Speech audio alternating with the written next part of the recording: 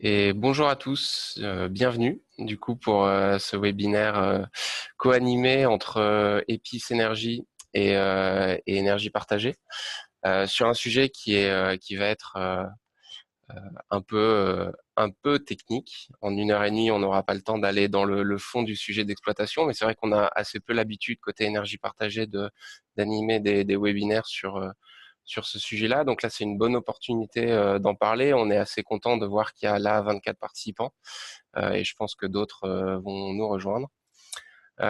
Du coup, l'objectif, c'est de vous présenter, au-delà euh, bon, du sujet de l'exploitation, de vous présenter plus globalement ce qu'on fait, ce qu'on travaille en ce moment entre énergie partagée et Epis Énergie sur la mise en place d'une convention cadre de partenariat pour justement essayer de diffuser au sein de notre réseau les bons outils d'exploitation et un peu sensibiliser sur ces sujets-là. Avant d'attaquer le sujet, 2-3 éléments logistiques. Du coup, on a 1 heure et demie ensemble. Dans cette heure et demie de présentation, on n'aura pas uniquement nous la parole. Il y aura également des sujets, enfin des temps pour que vous posiez vos questions. Et donc ces questions-là, vous pouvez les poser en allant sur l'onglet conversation. Alors comment il s'appelle? Ouais, conversation, je pense. Enfin, certains d'entre vous l'ont déjà utilisé. Conversation du webinaire Zoom. Et donc, voilà, vous pouvez poser vos questions à tout moment. Nous, on les répertoriera, pardon, et on y répondra dans des temps dédiés. Sur l'ordre du jour de cette heure et demie qui nous attend, donc c'est tout d'abord vous présenter pourquoi on a souhaité travailler en partenariat entre Énergie Partagée et Epis Énergie. Ensuite, Jeanne vous présentera l'outil en faisant une petite démonstration. Et donc là, on s'arrêtera sur une session de questions-réponses d'une petite quinzaine de minutes pour vous éclairer. Ensuite, Blanca vous présentera plus spécifiquement les modalités de la convention de partenariat que nous avons travaillé ensemble. Et puis, on aura un témoignage de 2 groupes porteurs de projets qui donc utilisent Epis Énergie comme solution de monitoring, Céléwatt et Toi en transition. Et voilà, et on terminera du coup par un dernier temps de questions-réponses avec un petit sondage du coup à la fin pour pouvoir avoir vos retours à travers quelques questions qu'on va vous poser. Allons-y. Alors, pourquoi ce partenariat? Du coup, je vous représente très rapidement nos 2 structures. Je pense que vous les connaissez tous, mais très rapidement. Du coup, Énergie Partagée, mouvement à l'échelle nationale dont l'objectif global est d'accompagner l'ensemble des porteurs de projets citoyens dans les phases d'émergence, de développement, de financement et d'exploitation du projet. Donc, on a bien, nous, comme objectif d'accompagner l'ensemble de ces phases-là. Et on le fait aujourd'hui à travers 2 outils que vous connaissez, une association qui fédère l'ensemble des acteurs sur le territoire et on s'appuie sur les réseaux régionaux existants pour faire ce travail d'appui et de conseil auprès des porteurs de projets et un outil d'investissement citoyen, donc Énergie Partagée Investissement, qui lui a pour objectif de financer les projets d'énergie renouvelable citoyens. De son côté, Epis Énergie, créé en 2009 par l'association Espul. L'objectif, c'est d'apporter une solution à la gestion et à l'exploitation des parcs de production, donc multifilières. C'est vrai qu'Espul est un acteur reconnu sur le photovoltaïque, mais Epis Énergie s'adresse à l'ensemble des filières renouvelables. Et donc l'objectif de l'outil, c'est d'exister pour évaluer de manière fiable et synthétique le fonctionnement d'un parc d'installation. Espul a été rejoint par Enercop en 2015 et donc aujourd'hui ces 2 acteurs-là sont actionnaires d'Epis Énergie et donc font vivre l'outil. Et au-delà de la plateforme et de l'outil Epis, puisque derrière cet outil, on a Espul et Enercop qui partagent avec Énergie Partagée aussi les valeurs de projets citoyens. Ça fait tout à fait sens pour nous énergie partagée de travailler ce partenariat avec EPIS. Donc c'est aussi pour ça qu'on l'oriente ensemble. Au-delà du simple outil, il y a aussi la croisée des valeurs respectives de ces deux structures. Plus spécifiquement sur l'exploitation, quelques éléments importants qu'il faut rappeler. Ce que l'on constate côté énergie partagée en termes d'accompagnement, c'est que souvent, c'est pas une règle générale, mais très souvent, l'exploitation est perçue par les groupes projets comme un sujet un peu moins prioritaire pour diverses raisons. Cette phase-là, elle paraît souvent lointaine. Il y a énormément d'obstacles à lever avant d'arriver en phase d'exploitation. Donc, c'est logiquement pas la priorité des porteurs de projets qui développent un parc de production. A priori, on peut penser que l'activité d'exploitation est moins difficile à gérer, notamment qu'une phase de développement où il y a de nombreux risques à maîtriser. Et donc, par définition, si a priori c'est plus simple, eh ben on y passe un peu moins de temps de réflexion.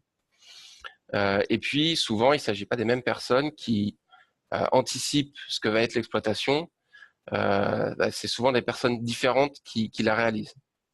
Pour faire simple, hein, on va pas ranger les gens dans des catégories trop figées, mais c'est vrai que les porteurs de projets au stade de développement, les gens qui s'impliquent dedans sont plutôt des personnes qui vont avoir une volonté de créer une société de projet, une entreprise, et puis de lever les risques. C'est plutôt un profil entrepreneurial, on pourrait dire. Là où l'exploitation, ce sera souvent des compétences de gestion, de suivi dans le temps. Et donc, c'est souvent pas les mêmes personnes qui gèrent ça. Or, la solution d'exploitation, elle se décide en amont de la vie du projet parce qu'il faut la chiffrer, il faut l'inclure dans le modèle économique. Et donc, cette décision-là, elle doit être prise au moment du développement et de la structuration du projet. Donc, c'est important d'y penser dès le début, même si les personnes qui vont gérer les deux phases ne sont pas forcément les mêmes. Par ailleurs, du coup, la maîtrise de l'exploitation et la bonne maîtrise de cette phase d'exploitation, elle est capitale dans la vie du projet pour, je pense, plusieurs raisons que vous avez tous en tête. C'est d'assurer la production d'électricité, c'est l'objet d'une centrale de production, et le faire tout en maintenant en bon état de fonctionnement le système électrique. Donc, il y a cette notion de sécurité et de qualité du système d'exploitation dans le temps, et c'est un outil d'exploitation qui vous permet de maintenir ça. Le monitoring vous permet aussi de trouver le meilleur fonctionnement technico-économique de la centrale, et donc d'arbitrer sur les choix que vous pourrez faire en tant qu'exploitant entre adapter votre centrale en fonction de sa durée de vie par rapport à ce que ça peut vous coûter. Donc avoir un bon outil de suivi, ça vous permet de faire ces choix de manière plus efficace. Et enfin, l'outil de suivi vous permet de respecter l'engagement que vous avez pris contractuellement avec vos différentes parties prenantes, donc Enedis, les assurances, EDF-OA ou Enercop OA, enfin voilà, les différents acteurs que vous avez en relation tout au long de la vie du projet. Sur du coup l'objectif de mettre en place cette convention, pour nous, Énergie Partagée et EPIS, il est double. À la fois, le premier objectif, c'est pour les porteurs de projets, diffuser un outil d'exploitation qui nous paraît fiable tel qu'EPIS et le faire en le rendant plus accessible, à la fois en termes de conditions d'accès, donc de modalités, notamment en termes de prix, et ça on vous le présentera juste après, mais aussi le rendre plus accessible en termes d'accompagnement et donc de formation qui sera dans le cadre de la convention réalisée par Espul, pas uniquement sur la prise en main de l'outil, mais plus globalement sur le sujet de l'exploitation. Et donc, il y a un accompagnement qui sera proposé dans le cadre de cette convention sur ce sujet-là. Donc, pour nous, Énergie Partagée EPIS, l'enjeu, c'est bien de rendre accessible cet outil EPIS au plus grand nombre et le faire en accompagnant de manière intelligente cette bascule vers un outil de monitoring. Et enfin, le dernier point, c'est du coup, dans le cadre de la convention, se dire qu'on va rédiger, diffuser des messages communs pour sensibiliser justement les porteurs de projets à l'utilisation de cet outil. C'est ce qu'on est en train de faire aujourd'hui via ce webinaire.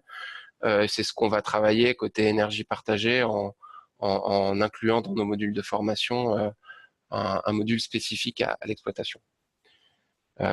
Plus globalement, le deuxième objectif, il est pour nous de pouvoir travailler sur un outil commun de suivi d'exploitation. Ça nous permettra d'avoir accès à des données consolidées côté énergie partagée et donc des données consolidées en termes de production pour, in fine, pouvoir utiliser l'ensemble des productions des producteurs ENR citoyens dans une visée d'information et de sensibilisation du grand public sur ce que sont et ce que représentent les énergies renouvelables citoyennes. Aujourd'hui, on a ce besoin côté énergie partagée d'avoir des indicateurs pour pouvoir accompagner notre sensibilisation, et le fait de pouvoir faire passer un maximum de projets citoyens sous EPIS, c'est aussi une possibilité pour nous de consolider ces données et donc de les utiliser. Alors, on ne parle pas de données sensibles, hein, mais de données de production qui mettront pas en danger on va dire la sécurité de vos données, mais un certain nombre de données qui vont pouvoir nous permettre de faire cette sensibilisation à plus large échelle. Donc voilà un peu les deux objectifs de la convention cadre. Je ne vais pas plus loin pour l'instant, et donc je vais laisser la main à Jeanne qui va vous présenter l'outil EPIS et donc ses différentes fonctionnalités. Bonjour, c'est bon? C'est bon. On m'entend? Ok, super.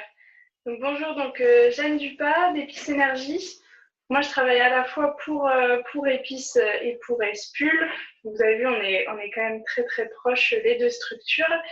Et donc pour Epis, je fais un peu de commercialisation et beaucoup aussi de support technique, de prise en main, de formation à l'outil. Donc pour commencer, moi je voudrais vraiment mettre bien clairement que fait Epis. Donc en tant que structure, Epis Énergie, on commercialise et on développe une plateforme de suivi d'installation de production d'électricité renouvelable. Aujourd'hui, on a les 3 filières photovoltaïque, éolien et hydraulique qui peuvent être suivies avec cet outil. Donc nous, on ne fait pas nous-mêmes le suivi, c'est vraiment nos clients, donc les producteurs qui font leur suivi grâce à la plateforme. Et donc nous, on la développe et on fait en sorte qu'il y ait une bonne prise en main de la part des utilisateurs. Cette plateforme, elle est accessible sur Internet. C'est un site Internet et donc c'est via un abonnement annuel par site de production. Et notre grande spécificité, donc il y en a d'autres qui le font, mais c'est d'être compatible avec tous les data loggers, qu'on appelle aussi concentrateurs de données en français. Donc ça, je vais passer à la diapo suivante parce que qu'est-ce que c'est un data logger? Donc là, je vais surtout parler photovoltaïque, mais donc on a le même principe aussi bien en hydraulique qu'en éolien. Donc un data logger, c'est par exemple une WebDIN, une SMA Webbox, donc c'est un boîtier Texol, un onduleur Fronius, une SolarLog. Ce sont des automates ou des onduleurs qui vont pouvoir envoyer les données de production, donc nous les envoyer, donc soit envoyer un mail, déposer les données de production sur un serveur, ou comme les données Linky, donc bientôt nous serons compatibles dès que Enedis nous permettra d'avoir accès à ces données. Et donc par exemple, Linky va mettre les données sur le portail producteur et nous permettre via un accès, donc par exemple ça s'appelle une API, d'aller chercher ces données directement sur le portail producteur des différents producteurs possédant un Linky. Donc tout ça, ce sont des data loggers. Parfois, vous en avez déjà d'installés sur site. Parfois, vos sites ne sont pas communicants. Mais donc, dès qu'ils sont communicants, Epis a la possibilité de venir s'interfacer avec le matériel déjà en place. Donc maintenant, je vais vous faire une très rapide, on va dire en moins de 5 minutes, je vais essayer un petit tour sur Epis en vous précisant qu'on fait d'autres, on peut faire d'autres types de présentations. On fait aussi d'autres webinars dans lesquels on fait une présentation beaucoup plus longue de la plateforme et où on rentre bien plus dans les détails. Et là, c'est vrai que pour aujourd'hui, notre idée, c'est de vous donner un aperçu de la plateforme. Et puis, alors, est-ce que vous avez bien accès donc, à mon écran? Alors, j'essaierai de prendre les questions juste à la fin de ma petite présentation. Et pour information, il y a déjà quelqu'un qui m'a posé la question, est-ce qu'on allait parler de nos concurrents, en gros, avec qui on était en concurrence? Et donc, la réponse est oui. Donc, on va comparer un peu notre plateforme avec les autres qui existent et qui sont sur le marché. Donc, Epice Énergie, si je me déconnecte, on peut y accéder à la plateforme via un accès. Donc, chaque utilisateur a son accès qui lui donne différents droits, accès à différents groupes, différents types d'installations. Donc, moi, là, aujourd'hui, j'ai accès à plusieurs groupes, donc mon parc complet, parce que donc là, je suis en mode administrateur. Et puis, j'ai pu créer un groupe, par exemple, la région a investi dans mon projet, donc en tant que groupe citoyen, par exemple, et donc je lui fais un groupe région ouest auquel je pourrais donner un accès aux principaux financeurs ou créer des rapports simplement pour ces installations faisant partie de la région ouest. De la même façon, je pourrais dire, bon, ben là, c'était les 3 toitures les 4 de Monsieur Dupont. Et donc, je peux créer un accès pour juste ce groupe d'installation. Donc ça, c'est vraiment une vision groupe. Maintenant, la partie qui peut être très intéressante, c'est la partie technique. Est-ce que mes installations fonctionnent bien ou non? Là, j'ai un rapide visuel. En vert, tout va bien. En gris, c'est une absence de données. Et puis, plus on va vers le rouge, jaune, orange, rouge, moins notre installation fonctionne. Donc, comment est-ce que Epice fait pour savoir si l'installation fonctionne bien ou non? Donc ça, on peut aller voir au niveau des sites. Donc si je prends un site photovoltaïque, là, on a en bleu clair une référence de production qui est calculée à partir de données satellites, donc pas besoin d'équiper le site d'une sonde d'irradiation. Si le site est équipé, on peut utiliser cette sonde, mais sinon pas besoin. Nous, on a un fournisseur de données météo qui nous fournit des données d'irradiation. Et on vient comparer donc cette référence de production, calculée à partir de données d'irradiation et des caractéristiques du site, avec, en bleu foncé, la production réelle, donc issue du data logger, de l'onduleur, de la WebDIM, de la SolarLog, qui nous envoie les données directement sur Epice. Donc comme ça, on a toutes nos installations, quel que soit le matériel installé, qui sont homogènes au niveau de la présentation. Là, on peut aller beaucoup plus loin au niveau du suivi et aller voir. Donc là, je suis passée dans un suivi, donc suivi beaucoup plus détaillé. Je peux même aller jusqu'au champ photovoltaïque. Donc là, on a 2 champs photovoltaïques qui sont sur un même onduleur. Et donc, je peux vraiment voir ces 2 champs photovoltaïques, comment est-ce qu'ils fonctionnent. Donc, on peut aller vraiment assez loin dans l'étude voilà, quand il y a un problème. Justement, quand il y a un problème, qu'est-ce qui se passe?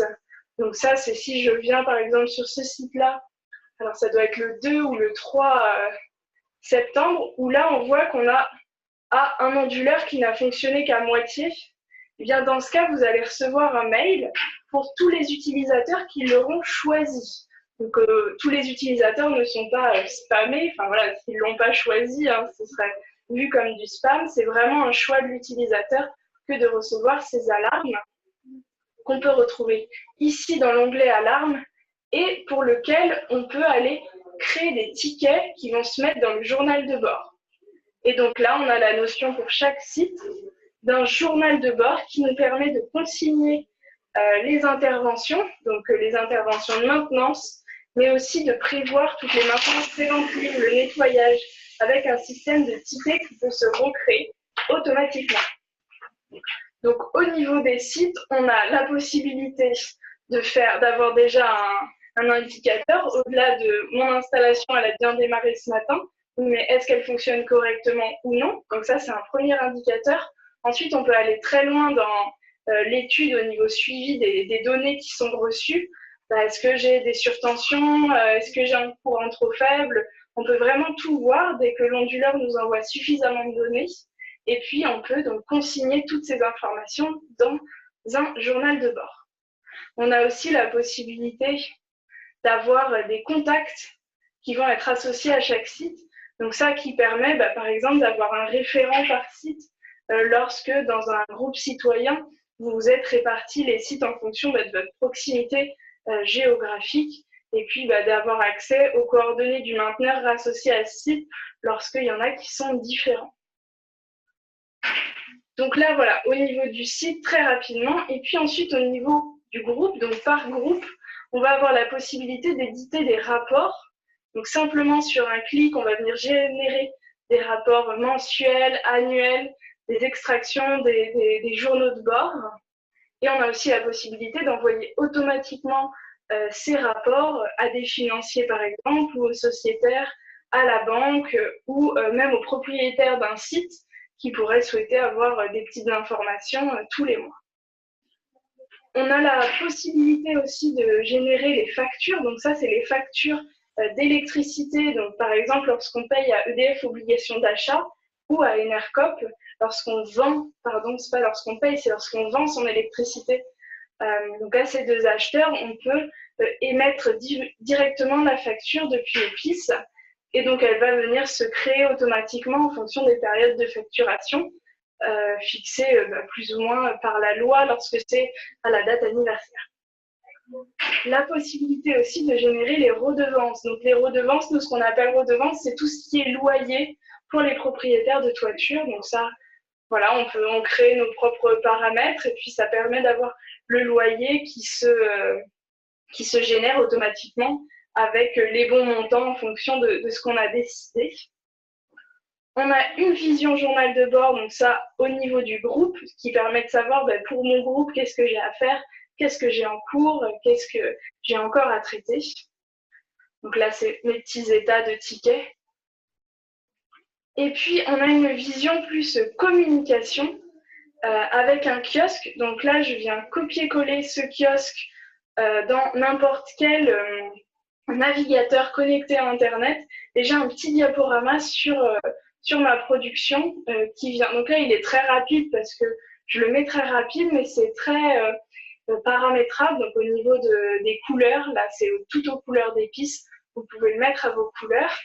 Et puis, donc, au niveau de la vitesse aussi, ça permet de remplacer lorsqu'on veut mettre un écran d'affichage, voilà, ça permet de remplacer ça et d'avoir quelque chose d'un petit peu plus visuel et puis interactif sur le long terme.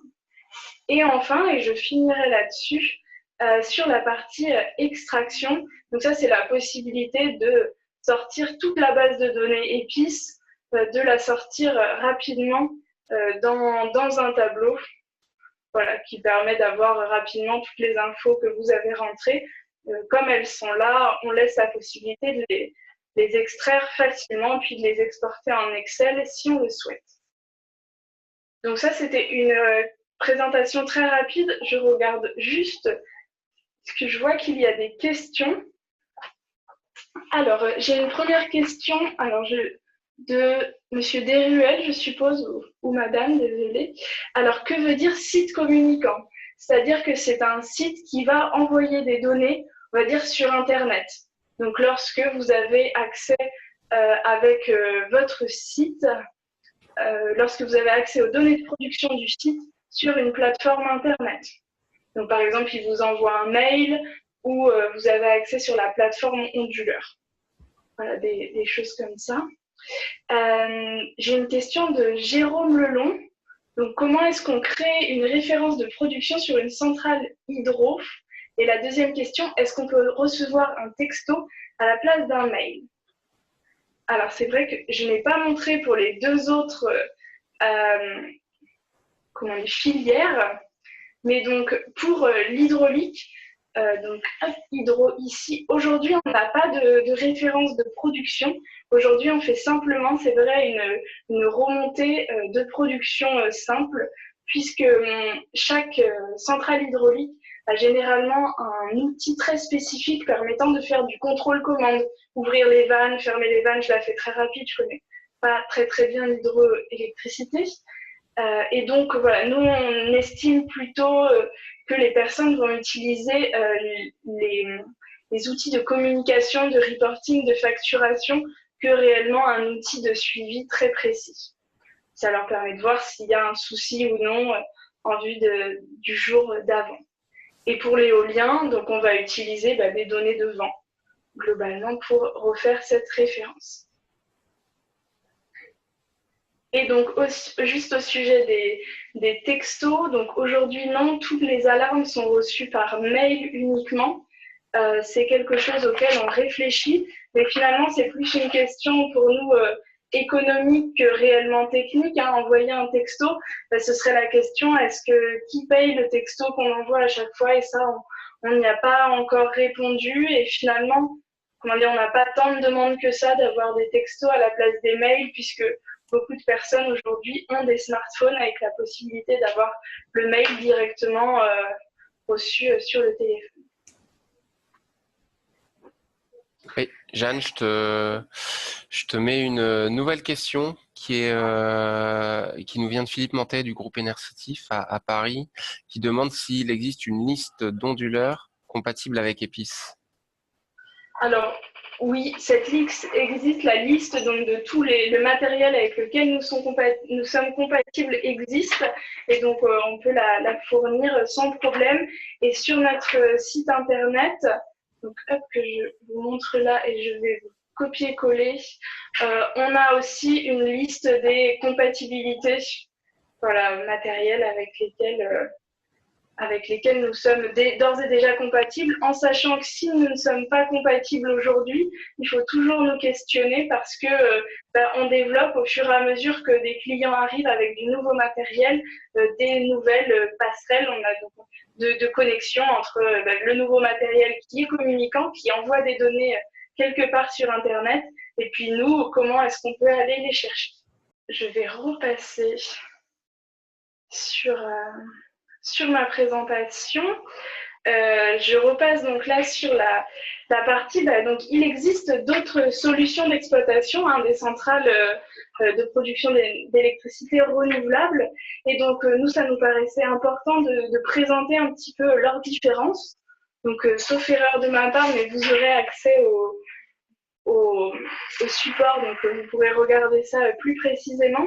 Donc là, on a fait vraiment une comparaison dans ce tableau avec Texel One, Herbisolar, les différentes solutions fabricants d'onduleurs, donc SMA, Fronius notamment, SolarLog, et puis donc bien sûr, on a précisé, si vous voulez vraiment comparer Épice au niveau tarif ou au niveau service avec des plateformes, nos vrais concurrents aujourd'hui, ce serait Quantium de Cox Energy, PVsoft de F4E et Synaptic de 3E.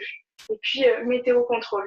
Mais c'est vraiment aujourd'hui ces plateformes qui seraient comparables à Épice.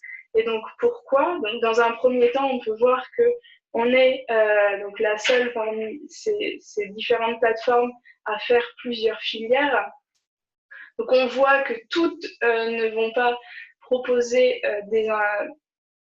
un service pour toutes les tailles d'installation, notamment l'explication pour les deux premières, donc Texel One et Herbisolar, c'est que c'est un compteur que vous venez rajouter en plus.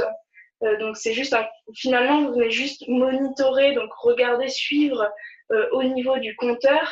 Et donc, si vous avez un site avec 15 onduleurs, vous pouvez avoir un seul onduleur qui tombe en panne et finalement, peut-être que vous n'allez pas pouvoir le voir. Donc, on va plutôt conseiller de prendre ces deux types de solutions pour des installations de taille plus faible. Donc, ensuite, au niveau compatibilité matérielle, on voit que pour certains, on a des boîtiers supplémentaires installés, fabricants d'onduleurs, donc c'est compris dans l'onduleur. Pour la SolarLog, c'est un boîtier supplémentaire à installer, c'est la SolarLog qui discute avec les onduleurs. Et puis donc, nous, on reste compatible avec tous les matériels du marché. Au niveau donc détection d'anomalies, donc là, c'est voilà, donc ils sont plusieurs quand même à proposer une comparaison avec une production théorique. Et quelque chose sur lequel on fait vraiment la différence, c'est ce qu'on appelle l'AGMAO et puis tout ce qui est facturation redevance. Donc l'AGMAO, on l'a mis un petit peu en bas, c'est tout ce qui est la gestion, vraiment la gestion de l'exploitation. Donc nous, on se veut vraiment un outil d'aide à l'exploitation. au-delà de simplement suivre la production d'installation.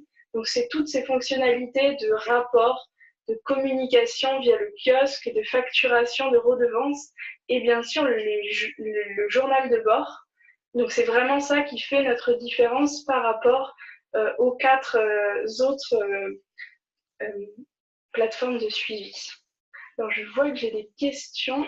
Alors, une première question qui demande, donc c'est est-ce que grâce aux données et à l'expérience que vous avez côté Épices, vous avez des coûts moyens d'exploitation et de maintenance que pourraient utiliser les groupes projets dans leur BP?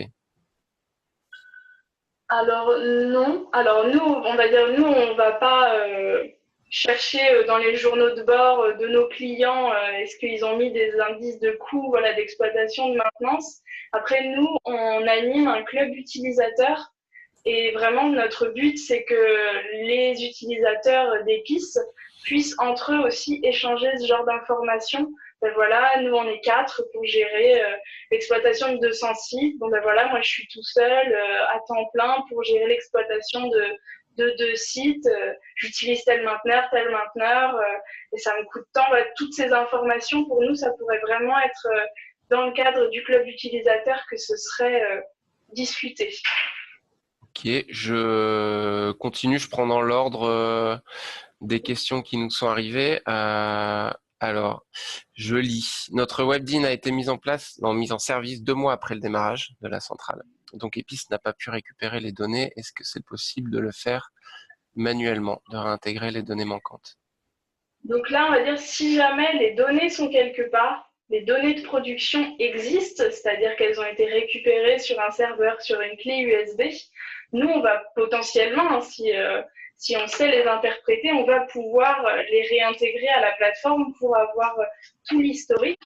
Mais le problème, c'est que si pendant 2 mois, finalement, l'installation n'était pas communicante et qu'il n'y avait rien qui enregistrait ces données, ben nous, on ne peut pas les inventer, donc on ne va pas pouvoir les réintégrer.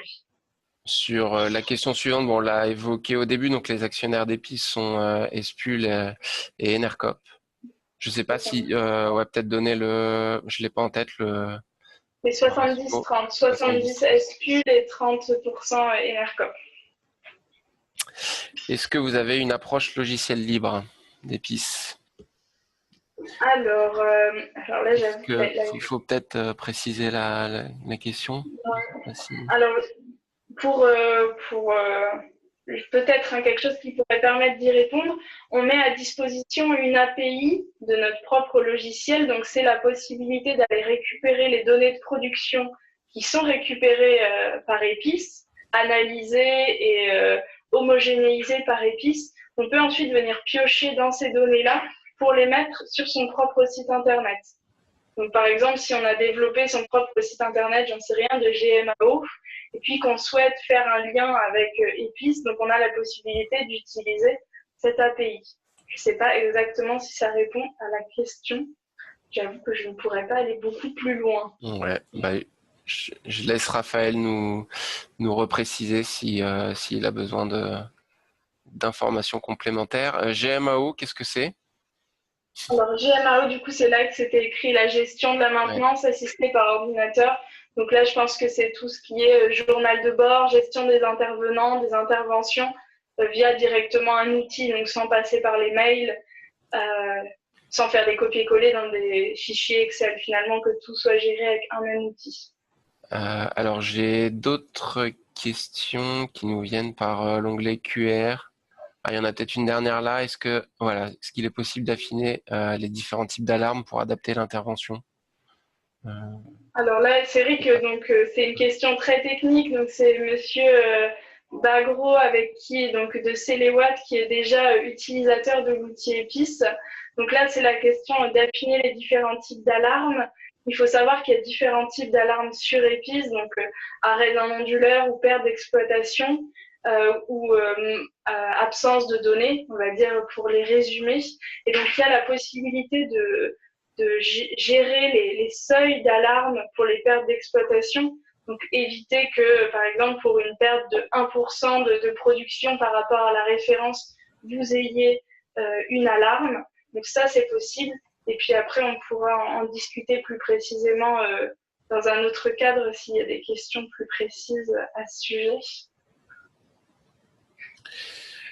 On va prendre les 2 dernières questions peut-être. Ouais. J'ai du coup Eric Bien de Mon Énergie qui nous demande depuis combien de temps êtes-vous opérationnel? Donc on a une structure, on a été créé en 2009, donc avec une première version d'épices et la deuxième version d'épices, donc vraiment celle que vous voyez aujourd'hui. Donc c'était les mêmes modules de calcul, mais il y a quand même eu un beau toilettage de l'application. C'est depuis 2016. Donc là, ça fait 2 ans qu'on a vraiment cette version bien finie et bien opérationnelle. Et une dernière question, il y en a d'autres qui sont arrivés, mais on va refaire une session de questions-réponses à la fin. Du coup, une dernière de Samuel Faure d'Enercop Pays de la Loire. Est-ce qu'il est possible d'ouvrir un accès à un mainteneur qui serait prestataire sur un site de production, accès temporairement défini dans le contrat? Oui, donc tout à fait, c'est possible de laisser un accès et de leur laisser un accès réduit. Donc que ce soit aussi bien un mainteneur ou un de vos sociétaires où vous souhaitez juste qu'il ait une vision de la production, mais sans avoir accès au journal de bord ou aux factures. Donc tout ça, il y a différents rôles qui sont prédéfinis et qui permettent de laisser des accès à la plateforme avec autant d'utilisateurs que vous souhaitez. Pour la suite, je vais laisser la parole à ma collègue Blanca. Alors, bonjour à tous. Blanca Pelaez, en charge de la commercialisation à Epice Énergie, avec Guillaume, mon collègue, qui se charge également de ces aspects-là. Donc, je m'occupe également du partenariat avec Énergie Partagée. Alors, nous allons voir ensemble l'offre en fait spéciale que nous avons co-bâtie avec Énergie Partagée, avec Sylvain. Et, tout d'abord, à qui s'adresse cette offre? Donc, on a défini ensemble 2 critères d'éligibilité. Il faut répondre au moins des 2 critères. Donc, le groupe citoyen doit être soit adhérent à Énergie Partagée, soit avoir des projets qui sont cofinancés avec Énergie Partagée Investissement. Donc après, il y a des acteurs qui peuvent répondre aux 2 critères et ils sont tout à fait éligibles.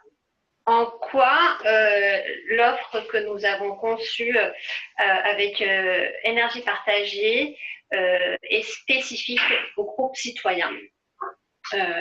Donc, comme l'a dit Sylvain, notre partenariat a pour objectif de rendre accessible donc cette solution d'aide d'exploitation au travers de 2 leviers, donc le levier financier et le levier formation. C'est-à-dire, donc vous avez en fait l'offre de base, donc c'est l'offre standard qu'on propose à tout le monde. Donc c'est l'accès aux fonctionnalités, donc à l'ensemble de la plateforme et à toutes les fonctionnalités de la plateforme que Jeanne vous a présentées ce matin. Et vous avez également en fait accès à un support technique par téléphone. Voilà, donc c'est un support technique qui est accessible tous les jours, donc chaque jour ouvré, toute la journée. Donc ça, c'est l'offre de base. Donc les plus pour les groupes citoyens, donc c'est tout d'abord, c'est une remise de 10% sur tous les tarifs publics de la redevance. Ensuite, c'est l'organisation régulière de sessions de prise en main à distance, donc par vidéoconférence, donc par ce moyen-là. Donc, une fois par mois. Donc, ça sera des sessions automatiques et régulières. Et enfin, le gros plus de cette offre, c'est l'organisation de journées de formation, donc en présentiel, des formations sur l'exploitation. Donc là, c'est vraiment, c'est pas simplement une présentation de notre outil Epice, mais ça sera aussi une présentation du rôle métier, du rôle de l'exploitant. Donc voilà les points importants de l'offre. Donc, c'est intéressant du coup quand même de s'attarder sur la formation. Cette formation, en fait, en quoi consiste-t-elle? Donc, comme je vous l'ai dit, il s'agit de traiter le rôle d'exploitant, mais également, il s'agit de présenter EPIS, donc aussi aller dans les détails de la fonctionnalité. Et à l'issue de la journée, une fois que vous aurez toutes les connaissances techniques, il s'agira aussi de les mettre en pratique au travers de jeux de rôle et des cas pratiques. Donc, ça sera des jeux de rôle sur les aspects réglementaires, techniques et aussi juridiques. Et pour clore cette journée, il y a une visite de site qui sera organisée. Donc, tout dépendra en fait du lieu de la journée de formation. Et cette journée de formation donc, aura lieu, donc se déroulera sur une journée. Et la première session, nous comptons la programmer début 2019, quand on aura au moins environ 10 participants. On pourra déclencher cette première formation. Et les suivantes, en fait, elles seront déclenchées dès que un palier de 10 000 € de redevance sera atteint. Donc là, en fait, on suppose, avec l'intérêt déjà qui a été exprimé par beaucoup de structures, on suppose qu'on atteindra ce palier courant 2019 assez facilement. Donc, on va dire qu'à la fin de l'année 2019, on fait le point sur la facture totale des redevances des groupes citoyens. Donc, on aura, on va dire à 95%, on est sûr qu'on dépassera ce palier-là de 10 000 €. Ça veut dire qu'en plus de la formation que vous aurez en 2019, il y en aura en fait une deuxième qui sera programmée courant 2020. Imaginons qu'à la fin de l'année 2019, on ait constaté qu'on a dépassé le 20 000 € de redevance. Ça veut dire qu'en fait, il y a deux sessions de formation qui seront programmées l'année suivante. Voilà, ainsi de suite. En fait, on fait un bilan en fin d'année sur le montant global des redevances. Donc, et ces formations, en fait, auront lieu à différents lieux. Ça dépendra, en fait, du lieu de la dernière formation et aussi du lieu d'habitation, enfin, du lieu des participants. Alors, parlons modalités financières. Donc, comme je vous l'ai dit, on applique moins 10% sur tous les prix publics. On parle bien donc des redevances. Là, je vous ai affiché en fait les prix hors taxes. Donc, cette remise s'applique sur toutes les filières, donc PV, éolien, hydraulique. Donc, j'ai mis en rouge, en fait, je pense, les tarifications qui vous intéressent le plus. Donc, sur le PV, vous serez plus concerné par les tarifications pour les installations entre 0 et 100 kg. Donc, selon, en fait, la puissance de votre installation, vous serez amené à payer entre 54 et 90 € par site. C'est des tarifs par an. Voilà. Et ensuite, en fait, on a d'autres tarifs pour des puissances supérieures, donc entre 100 et 1000 kg. Là, on a une tarification par kilowatt crête. Donc, en appliquant les 10%, ça fait du 0,90 centimes le kilowatt crête. Et là, pour les grosses installations, on est sur du 1500 € par site, après avec des frais de mise en service. Mais bon, du coup, là, on est moins dans la typologie d'installation. Ensuite, pour l'éolien, on a une tarification de 585 € par turbine, plus des frais de mise en service. Et pour l'hydraulique, sur les petites puissances de 0 à 50, on est sur du 100 € par site. Et après, pour des puissances supérieures, donc entre 50 et 300, on est sur une tarification kilowatt, donc qui est de 1,80 €. Et au-delà de 300 kg, on est sur un tarif fixe de 600 € par site. Donc, comme je vous l'ai dit, donc, ce sont des prix hors taxes et ce sont des redevances avec un engagement de 1 an. Alors, si vous êtes intéressé par notre solution, la souscription est assez simple. On a mis en place une procédure assez légère. La souscription se fait en ligne. On vous mettra à disposition en fait un lien de souscription qui vous emmènera sur un bon de commande en ligne que vous compléterez. Donc ce bon de commande sera validé par Énergie Partagée. Une fois que Énergie Partagée aura validé ce bon de commande, du coup, Épices Énergie s'engage à prendre contact avec les groupes citoyens dans un délai d'une semaine.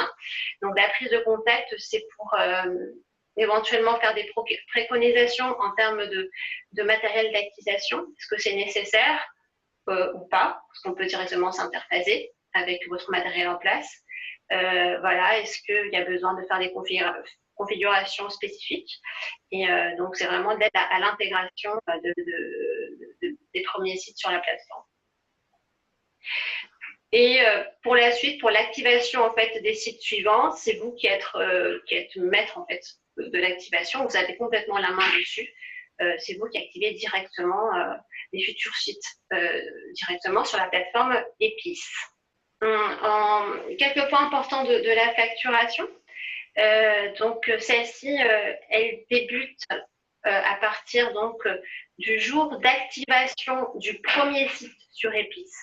Ça, c'est vraiment important. C'est pas la date de signature du bon de commande qui fait foi, c'est vraiment la date d'activation. Parce que souvent, il peut s'écouler un certain temps entre la commande et puis l'activation du site, parce qu'il y a des configurations qui sont nécessaires, préalables. Donc, voilà. Donc, la facturation commence à partir du moment que le site, l'installation est activée sur la plateforme. Donc, c'est une facturation trimestrielle. On est calé sur une fréquence calendaire, en fait, une facture qui arrive en janvier, la suivante en avril, la troisième en juillet et la dernière en octobre. Et elle se fait en fait par CEPA, donc c'est du prélèvement automatique. Oui, alors du coup, je vois que vous avez posé pas mal de questions. Peut-être qu'il va les lire. Ouais, c'est oui, comme tu veux. Est-ce que on enchaîne avec Philippe et on prend les questions ensuite parce que ça... On peut peut-être prendre 5 minutes de questions avant de passer au témoignage. Ouais. Ok, du coup, ça commence ici. Hein. Redevance cumulée ou redevance par participant. Cumulé. Ouais, là c'est cumulé, donc ça, j'ai répondu. La réponse a été donnée dans ta prise de parole. Les formations sont donc comprises dans les redevances? Oui, ben c'est ça en fait, c'est ça. Les formations sont comprises dans la redevance, c'est ça l'intérêt de notre offre. Tarif annuel, oui, c'est tarif annuel. Engagement 1 an. Pourquoi une différence aussi importante entre le prix éolien et un projet PV supplémentaire à 1000 kg? Bah, on est aussi sur des revenus très différents aussi. On est sur en fait dans le business plan, enfin voilà, sur un projet PV, c'est pas les mêmes montants de revenus que sur une installation éolienne. Une question sur la commercialisation dans d'autres pays européens. Alors justement, on est en train de mettre en place notre stratégie d'internationalisation. On est en train de faire un business plan pour pouvoir justement sortir de la métropole. Voilà, c'est en cours. À ce jour, non, on est en métropole, mais c'est dans nos projets à court terme. 8 sites pour moins de 100 kilos, 720 € par an, c'est ça? C'est bien ça. Enfin, du coup, c'est 90 € par site, si c'est un site de 100 kilos. Mais alors, après, il faut préciser si c'est moins de 100 kilos, mais que c'est 9 ou 36 kilos, ça ne sera pas 720 €. Non, voilà, c'est ça. En fait, ça dépend sur quelle tranche. Voilà, c'est ça. Parce que du coup, en fait, il y a jusqu'à 100, il y a 3 paliers. Il y a la petite installation. donc qui va du 0 à 9 kg, qui est 60 euros, 0,10 kg, donc c'est 60 euros, donc c'est 54 euros avec la remise. Si c'est une installation entre 10 et 36 kg, donc on est sur du 80 euros avec la remise. Et si on est sur une installation entre 36 et 100 kg, on est sur du 100 euros, soit 90 euros. Donc ça sera maximum 720 euros.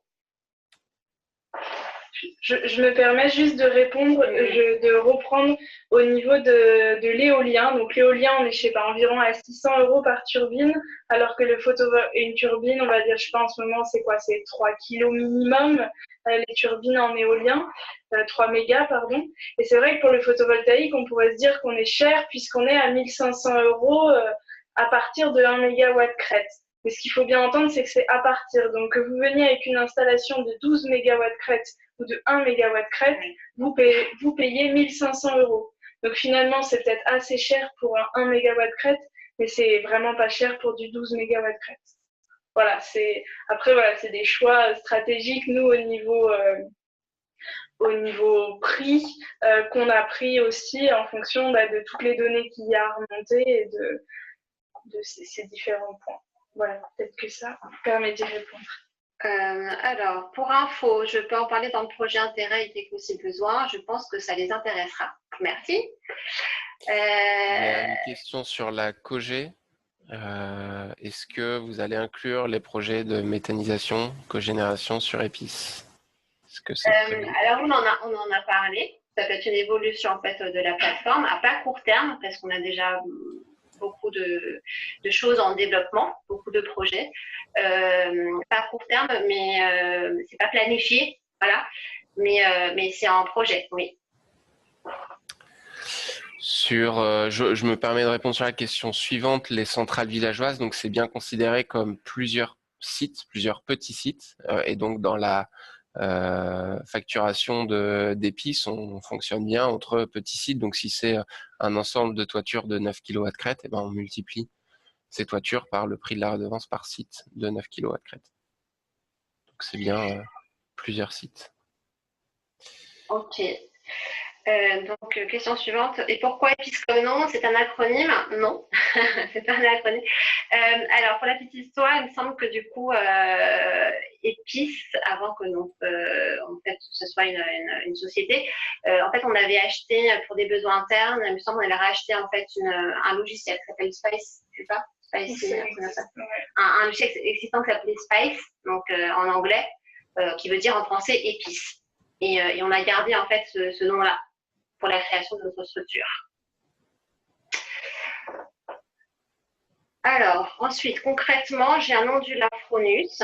Vous offrez la plateforme EPIS, donc le soft. Quel transmetteur hard utiliser entre les deux? Le fournissez-vous? Donc, par exemple, pour Fronius, aujourd'hui, je sais qu'ils font des onduleurs qui communiquent. Donc, si vous avez déjà Internet sur site, donc simplement une connexion Wi-Fi, parfois les onduleurs peuvent eux-mêmes envoyer les données directement sur un serveur FTP. Et donc, nous, il n'y a pas besoin de rajouter de transmetteur. Et si jamais il y a besoin, nous, on peut faire des préconisations. Donc, il faudrait regarder un peu plus précisément quel onduleur c'est, donc quel modèle, tout ça, on pourrait regarder.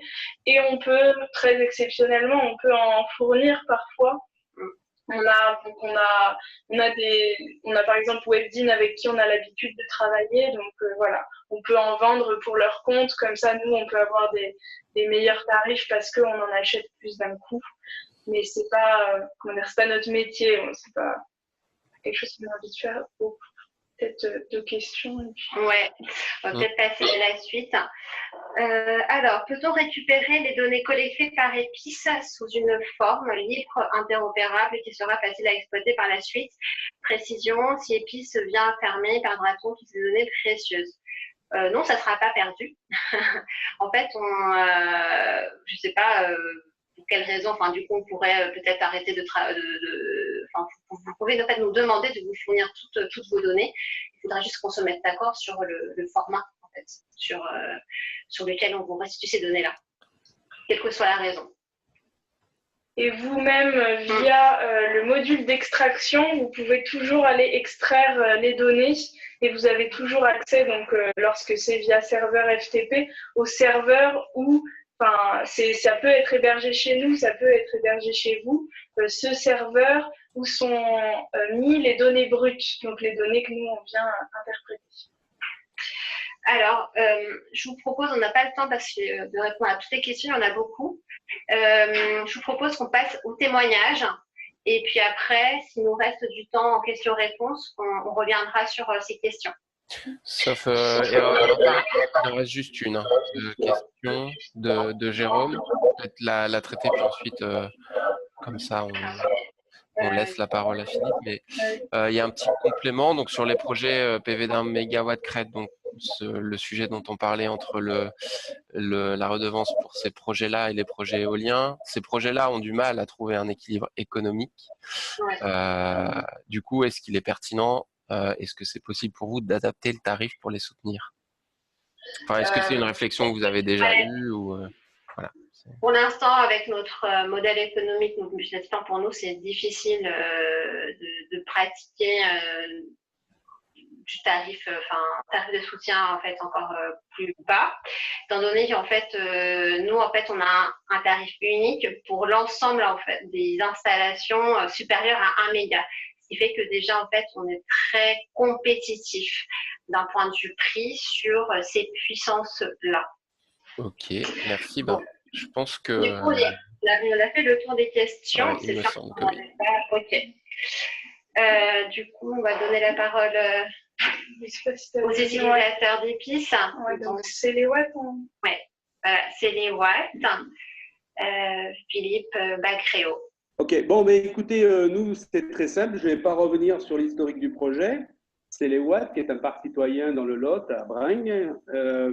Simplement, le constructeur du parc, en fait, notre prestataire, nous mettait à disposition un data logger, en fait, une WebDIM, et nous a laissé carrément le choix du gestionnaire des données.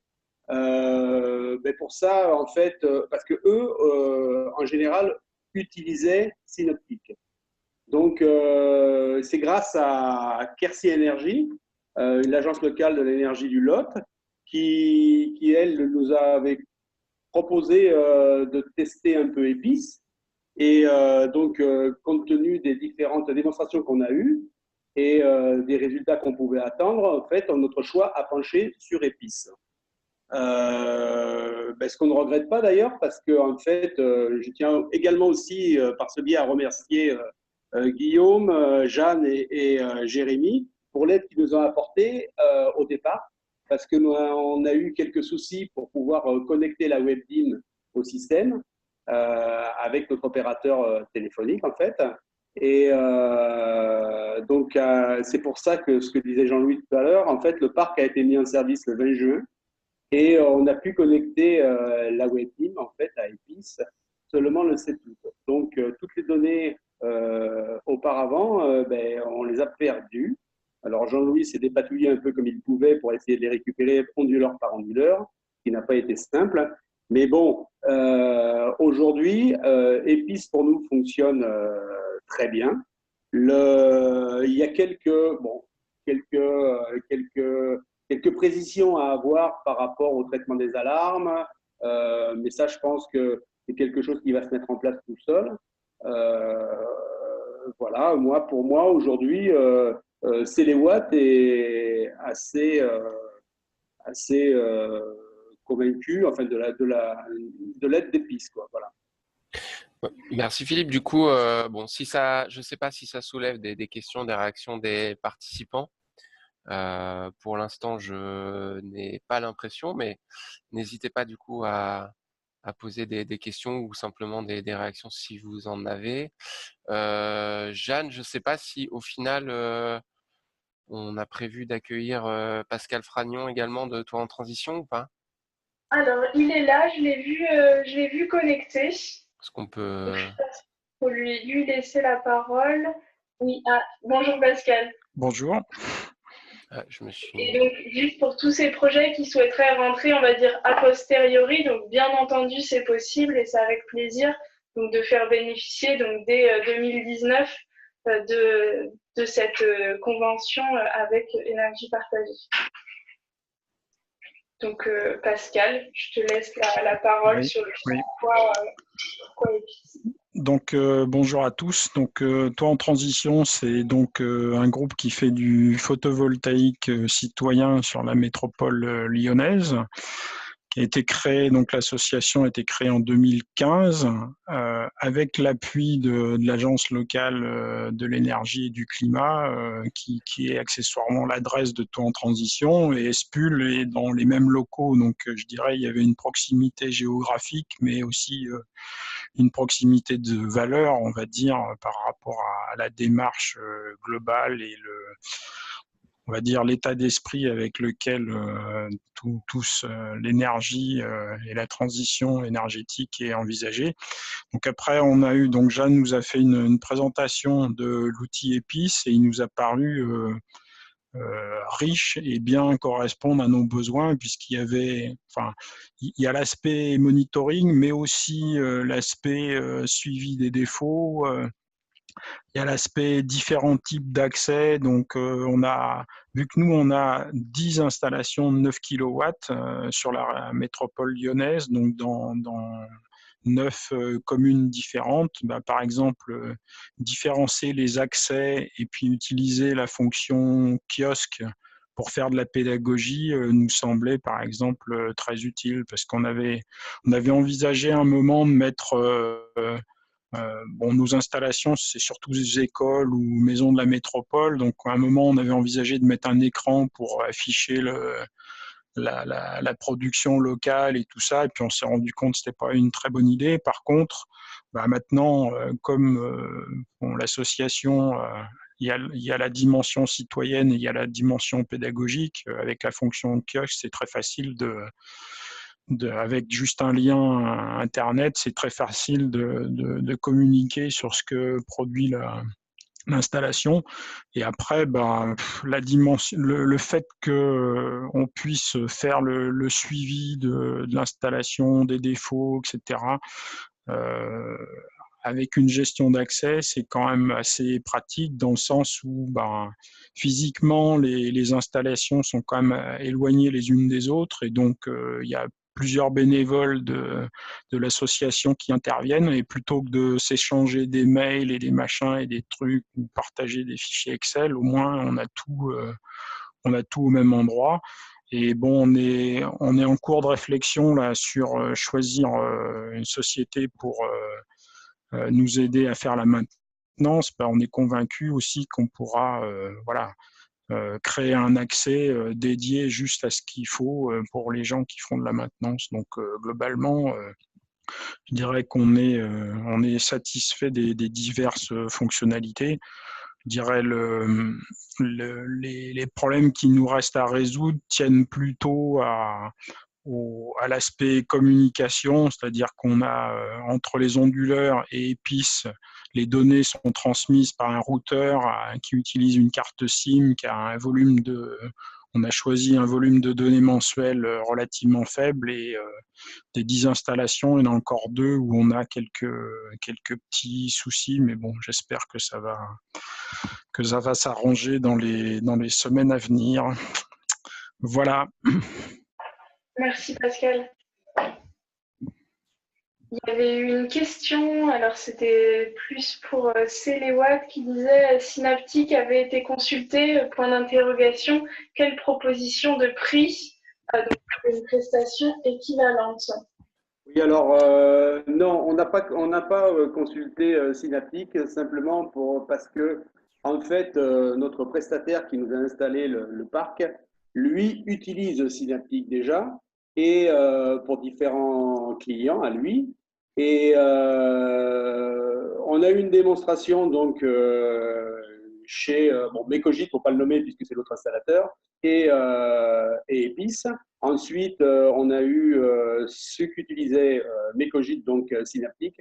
Et donc, le système, pour nous a paru plus convivial, plus abordable, plus accessible pour nous en tant que bénévole, parce qu'on est uniquement bénévole. Et donc, voilà, c'est pour ça que notre choix s'est porté sur Épice. Merci. Alors, il y a une question. C'est une question sur l'utilisation de l'outil qui est déjà effective. Je ne sais pas pour quel projet, mais du coup, avec une petite remarque disant que l'onglet kiosque qui avait été présenté par Jeanne n'apparaît pas. Bon, là, c'est à voir. Je te laisse peut-être, Jeanne, prendre la question. Regarder ça. Ouais, on va voir ça. Du coup, je vais voir ça juste après. C'est possible qu'il n'ait juste pas été activé et c'est très dommage. Voilà. Bah, donc, merci à Céléwatt et merci à toi en transition pour cette présentation et ce retour d'expérience. Du coup, on arrive à la fin de cette présentation et ben, il me reste à vous remercier. Je vais allumer ma vidéo pour le faire quand même. Merci à tous d'avoir suivi ce webinaire. Merci Jeanne, merci Blanca, merci Philippe également et Pascal qui nous ont appuyé sur la présentation. Merci Sylvain. À tous. On a juste un petit complément avec Jeanne. Oui. Du coup, suite au sondage, les gros projets en fait, qui ont manifesté leur intérêt, voilà, on reprendra rapidement contact avec vous. Merci. Merci à tous, bonne journée. Au revoir. Au revoir.